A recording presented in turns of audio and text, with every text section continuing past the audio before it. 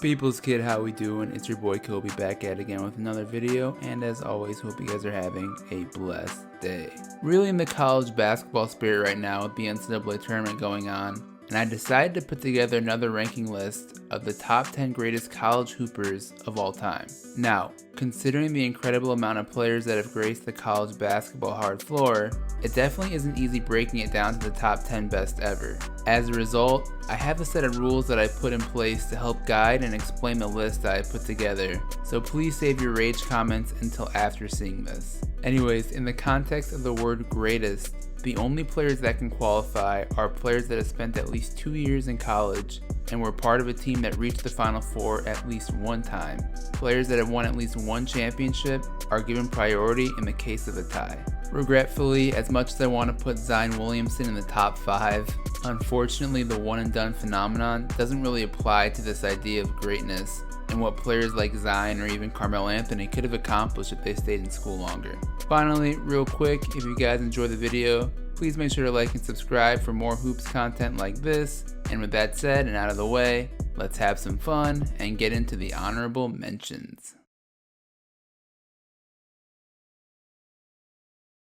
Honorable mention number 1, Jerry West, West Virginia University. Starting out the list with a player that could easily fit into the top 5 if judged on different metrics, Jerry West's college career was one that ranks up there with the best of them. Coming out of high school as a top-ranked guard with about 60 offers from high-level college programs, West decided to stay close to home and become a West Virginia Mountaineer. To no one's surprise, Jerry became and still is the greatest West Virginia basketballer ever, finishing his college career with averages of 24.8 points per game and 13.3 rebounds per game, as well as getting West Virginia to the Final Four in the 1959 season.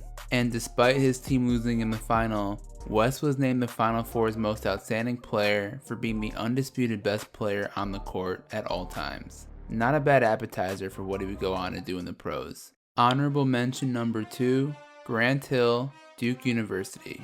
Ah yes, you guys know I have to slip in my Duke boys when it's warranted. Although only an honorable mention, Grant Hill is definitely the greatest 4-year player Duke has ever had in terms of his game translating to the pros. As a Blue Devil, Hill is remembered most for his incredible full-court pass to Christian Laettner to help beat Kentucky in the famous 1992 Elite 8 matchup. For his collegiate career, Hill can boast 2 All-American selections, 2 national championships, 1 ACC Player of the Year, and 1 National Defensive Player of the Year. Sadly, while his injuries seemed to cripple him as he moved to the pros, there is little doubt in my mind he would have been one of the greatest NBA players ever if he could just stay healthy. Honorable mention number 3, Larry Bird, Indiana State University.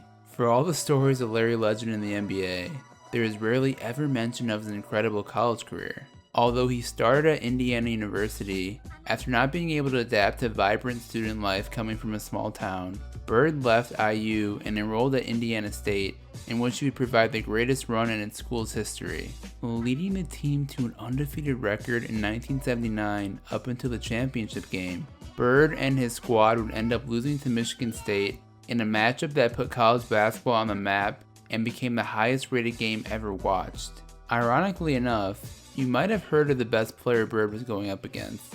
He just so happens to be number 10 on this list. Number 10, Earvin Magic Johnson, Michigan State University. From the time Earvin Johnson was dubbed the nickname Magic from a local journalist after a high school game in which he dropped 36 points, 18 rebounds, and 13 assists, it was clear Magic had a bright future in the game of hoops. Thanks to the combination of his parents' work ethic and genetic gifts passed on to him as former athletes themselves, Magic earned himself McDonald's All-American honors, as well as the title of the best basketball player to ever come out of the state of Michigan. When it was time to decide where he would play, Magic decided he would stay local and attend Michigan State University when he was promised he could play point guard. Just like he showed over his Hall of Fame NBA career, Magic immediately showed his incredible floor game, averaging 17 points per game, 7.9 rebounds, and 7.4 assists as a freshman, leading the Spartans to a Big Ten title, but they would eventually lose to Kentucky in the Elite 8. Yet, with championship spirit in his blood, Magic returned for his sophomore campaign and delivered arguably the greatest season in the storied Michigan State's program history, running the table and, as I already mentioned, ending Larry Bird and the Indiana State Sycamores' perfect season by defeating them in the championship game. Number 9, Tyler Hansbrough, University of North Carolina. Okay, time for a confession.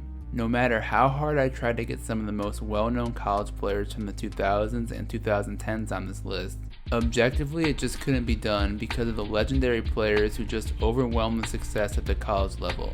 Yet with that said, as much as it pains me as a Duke fan, if there is one player that deserves to be on this list, it has to be none other than University of North Carolina's Tyler Hansbrough. For some of my younger viewers, you might be surprised to learn that Tyler didn't have the quickness of a Derrick Rose or the hops of a Zion Williamson. Instead, Tyler replaced what he didn't have in athletic ability with what I believe to be the single greatest motor I have ever seen. In 4 years as a Carolina Tar Heel, Psycho T would go on to be an All-American 4 times, 4-time first-team All-ACC, National Player of the Year, became the all-time leading ACC scorer and rebounder, broke the NCAA record for free throws made, and won a national title his senior year. If a player with his resume doesn't make a list like this, I just don't know which player does. Might have to make a full video on him because his story is just not known by enough people. And again, this comes from a die-hard Duke fan. Number 8, Patrick Ewing, Georgetown University. Currently the head coach at his alma mater Georgetown, Patrick Ewing most likely doesn't have a job if it wasn't for what he accomplished during his playing days. Although he didn't start playing basketball until he was 12 years old, Ewing found a natural chemistry with the sport once he grew into a 7-foot physical beast. After John Thompson convinced Ewing he would be best fit to play as a Hoya, Ewing and Georgetown would go on one of the greatest runs college basketball has ever seen, appearing in 3 national championships in 4 years. While they'd only end up winning one of these matchups in Ewing's junior year, for his part, Patrick's individual accomplishments include being a 2-time Big East Player of the Year, a 3-time consensus first-team All-American, and the NCAA Final Four Most Outstanding Player in 1984, where they defeated Hakeem Olajuwon and the Houston Cougars in the title game.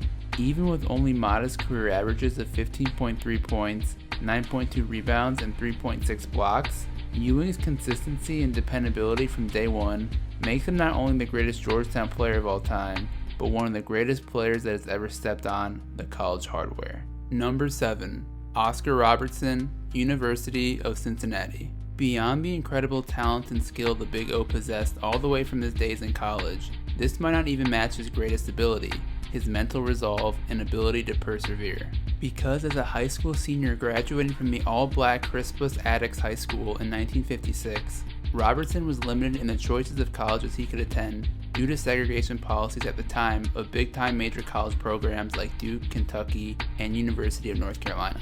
As a result, Oscar would enroll at the University of Cincinnati, and under the guidance of head coach George Smith, the 6'5" Robertson became one of the household names in college basketball. Over his 3-year career at Cincy, Oscar broke 14 NCAA records due to his do-it-all style of play, and led his team to a Final Four in every season he played. Although the elusive title never came to be for Robertson in college, his amateur legacy is so powerful that in 1998, the NCAA changed the name of the Division I Men's Player of the Year trophy to the Oscar Robertson Trophy, an award that is given annually to the most outstanding college player for the year. Well done, Oscar. Well done. Number 6, Michael Jordan, University of North Carolina. Alright, so I'm sure a lot of you were wondering where the current GOAT of professional basketball would rank as an amateur, and the answer is pretty damn high at number 6. While some people often remember the whole MJ didn't make his varsity team story and think he might have not been a great high school prospect as a result, the truth is Jordan got cut his sophomore year and then went on to perform as one of the best players in high school for his junior and senior campaigns. And with the McDonald's All-American nomination under his belt, he was a highly sought after player by all coaches, including Coach K, evidence from this note he sent Mike after Jordan had rejected Duke.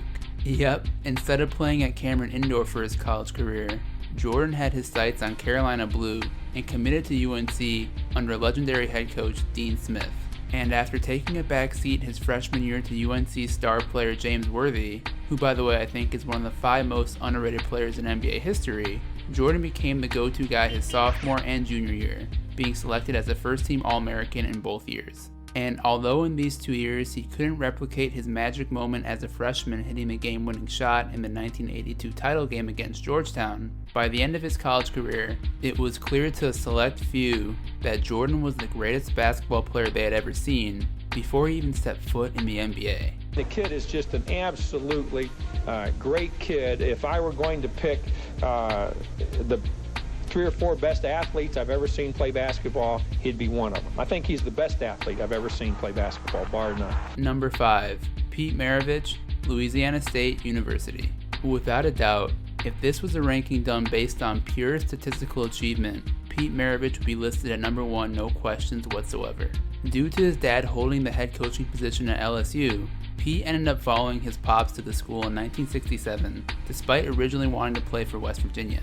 And as the men's basketball program was sitting at a record of 3-20 before Maravich's arrival, there wasn't exactly a great foundation to build on at the onset. Yet, due to his unbelievable Pistol Pete shot making and excellent capabilities as a distributor, Maravich single-handedly brought LSU back to respectability by making the NIT. In only 3 years, Pete broke the NCAA all-time scoring record with 3,667 points scored, averaging a ridiculous 43.8 points, 44.2 points, and 44.5 points respectively in each year.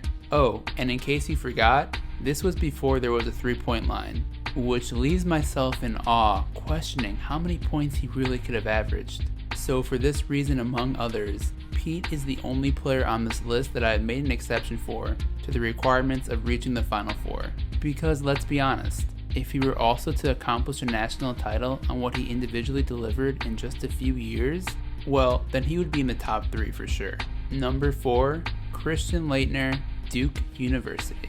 Coming in first place unanimously as the most hated player on this list, Christian Laettner is able to relish the fact he is arguably the most important player in Duke history and was a part of one of college basketball's greatest moments of all time. Although his numbers won't certainly wow you in comparison to say Oscar Robertson or Larry Bird, his grit and will to win was on the same level as anyone.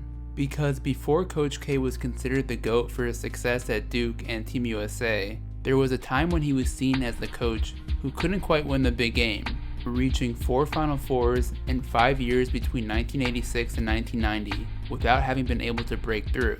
But thanks to help from Christian, Coach K was finally able to bust a nut in the 1991 NCAA tournament by defeating highly favored UNLV in the Final Four and then getting by Kansas in the title game. As history shows, however, that would prove to only be an appetizer, as Duke would go on to repeat again in Laettner's final season.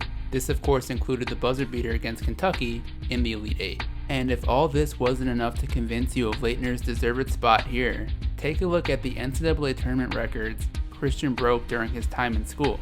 As James Franco once said, hate us because they ain't us. They hate us because we ain't us? The does an anus have to do with this? They hate us because they ain't us. Number 3, Bill Walton, University of California, Los Angeles.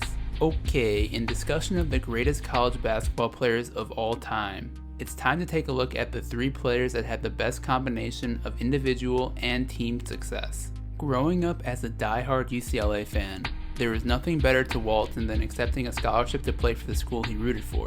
At 6'11" and under the wing of the late great head coach John Wooden, Walton became the new guy on the block that nobody could stop, simply overpowering opponents with his size and skill. Since he also couldn't play his freshman year, Walton and UCLA's onslaught against opposing teams officially started in 1971, where the Bruins would go on to have back-to-back 30-0 perfect NCAA championship winning seasons. In fact, UCLA was so dominant that their average margin of winning was over 30 points. For Walton, he was the main catalyst behind this rampage and carries several all-time performances in his back pocket. In particular, in the 1973 title game, Bill would go on to score 44 points on a near-perfect 21 of 22 shooting from the field. And even with everything going right on the court, Walton found time to be politically active off the court, one time being arrested and jailed for a protest against the Vietnam War. Unfortunately, although Walton would not secure a 3rd title in his final year of his college career, he would have to settle for only having 3 first-team All-American selections, 3 National College Player of the Year awards, 2 NCAA Tournament Most Outstanding Player awards, and 2 national titles. Yeah, I guess you could say the kid was pretty good. Number 2, Bill Russell, University of San Francisco. Admittedly, I wasn't too aware of Bill Russell's college career before diving into this topic, but it doesn't really come as a surprise to me how good he was. As a recurring theme with the guys that make it to the top, Russell carried an incredible work ethic that served him well throughout his entire time playing basketball. Ironically, as a youth, Russell was not even considered a great prospect because he did not carry the typical fundamentals you would see from top talent across the country. Along with the fact that he was black, this caused there to be very little interest from college recruiters looking for his services. However, because raw talent can only hide for so long, a University of San Francisco coach spotted Russell play in a high school game, immediately saw the potential the kid carried, and offered him a scholarship. And very quickly once he arrived on USF's campus, Russell's potential began to evolve into one of the best defensive players the game has ever seen, delivering outstanding post defense against anyone who dared to challenge him around the paint. Despite having to overcome racism from fans on the road and even at home, Russell tuned out all the noise by winning 2 national titles back-to-back in 1955 and 1956, while also being awarded first-team All-America honors in these seasons as well, with averages exceeding both 20 points and 20 rebounds per game. In all honesty, for those who consider Russell to be the greatest basketball player of all time, it definitely is a fair argument. I mean, the dude simply won so much that DJ Khaled still pays him royalties on All I Do Is Win. Rub my head, please. Stop Snapchatting. I'm not, just rub my It's out of head. control. Yeah, maybe not my best joke, but you guys get the point. Number 1, Brian Scalabrine, University of Southern California. Number 1, Lou Alcindor, University of California, Los Angeles. Okay guys, before getting into talking about this player, I just want to make this very clear for you all to understand. In truth, the gap between number 1 and number 2 on this list is so far that I might just have to make a separate video on why Lou Alcindor was the greatest college player of all time. And just to be clear for any new fans to basketball that is watching this video, Lou Alcindor and Kareem Abdul-Jabbar are the same person. As the main piece during the time of John Wooden's most dominant run at UCLA, Lou Alcindor was so good that the NCAA banned dunking after the 1967 season because he was just making it look too easy. In his 3-year varsity career, UCLA would finish with a record of 88-2 with 3 national championships, making Alcindor the only player on the list to win a title in every year that he played. For his part, due to career averages of 26.4 points and 15.4 rebounds, Lou Alcindor was pretty much awarded every major college award that could be given to a player in each and every year that he suited up for UCLA. Because the list is so long, I am just going to show a condensed summary of his achievements on the screen. And of course in the NBA, Kareem would go on to be just as dominant, squarely placing himself in the GOAT conversation thanks to 5 NBA championships and the most points ever scored in the league's history. So as you can see, for all the players that grow up wanting to be Mike, growing up wanting to be Kareem certainly is not a bad consolation, as he easily and clearly finishes atop the list of the 10 greatest college basketball players of all time. Anyways guys, that's the video, hope you enjoyed. I had a bunch of fun going through some of these players and just couldn't believe some of the numbers they put up. What do you guys think of the list? Do you agree, disagree, anyone I blatantly missed? Comment your thoughts below. With that said, hope you guys have a great rest of the day, or night, or whatever time it is. I'll be back at it soon. Peace out.